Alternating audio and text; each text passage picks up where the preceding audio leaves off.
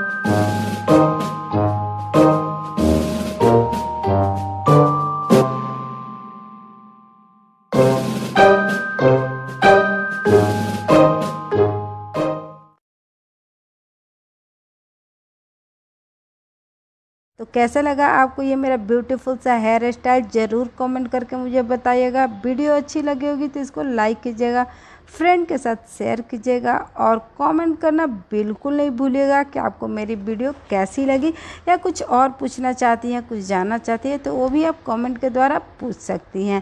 तो चलिए, बस जो लोग मेरे चैनल को देख रहे हैं और सब्सक्राइब नहीं किए हैं उन लोगों से भी एक बार फिर से रिक्वेस्ट है कि जल्दी से प्लीज़ आप सब्सक्राइब कर लीजिए मेरे चैनल को।